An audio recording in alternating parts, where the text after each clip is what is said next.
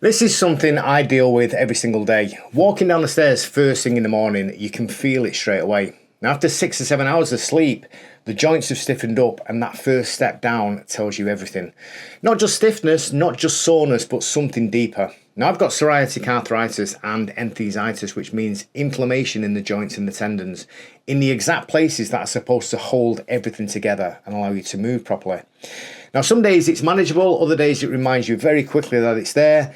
It would be very easy to take that as a sign that this is where things start to decline, that this is where you slow down, train less, and accept that your body is not what it used to be. And that's exactly what most people do, and that's exactly why things continue to get worse. The moment you stop moving properly, you don't protect the joint, you start to lose it. Now, most people think they're doing the right thing by backing off, by avoiding discomfort, by waiting until things feel better. But what actually happens is the opposite. The joint stiffens, the surrounding muscles weaken, and the problem that could have been managed becomes something that controls what you can and cannot do.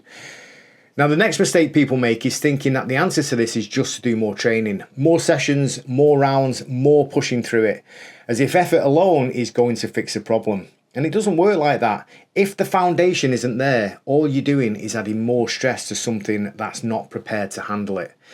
Now, you might get away with it for a short period of time, but eventually something gives. What I've learned over time is that the work outside of training is what keeps you in the game. Not the hard sessions, not the rounds, but the simple things that keep your body functioning properly. So I still train. I train with guys in their 20s every single week. I lift, I grapple, I coach, and I push myself harder than most people my age. But I only get to do that because I take care of what sits underneath it. This isn't about doing less because you cannot do more. This is about making sure your body can support the level that you want it to operate at. If you don't have that base, then nothing else holds up. So what does that actually look like in practice? Well, for me, it's nothing complicated, it's nothing fancy, it's simply doing the things that keep the joints moving and doing what they're supposed to do. So I start with simple controlled knee bends and knee circles, not forcing anything, just taking a joint through its range and allowing it to warm up properly. From there, I move into slow step ups, focusing on control on the way up and control on the way down, because that's where you build strength that actually carries over into real movement. Then it's as simple as walking, getting the blood into the joints and keeping everything active. Not just flat walking either, but getting outdoors, walking up hills, uneven ground, and challenging your body in a natural way. Now, it might feel tough at first, but over time it builds strength in the legs and takes pressure off the joints. You also have to understand that your joints don't exist on their own. They're supported by muscles around them. If your quads and hamstrings are weak, then your knees will take more strain than they need to, and that's where a lot of problems begin. So simple strength work done properly and consistently builds that support. Now, you're not trying to become a bodybuilder, you're just building a body that can actually handle your life. There's also a side of this that most people ignore completely, and that's what's happening internally. Joints need movement, but they also need lubrication, and that comes from staying hydrated and from the food that you eat.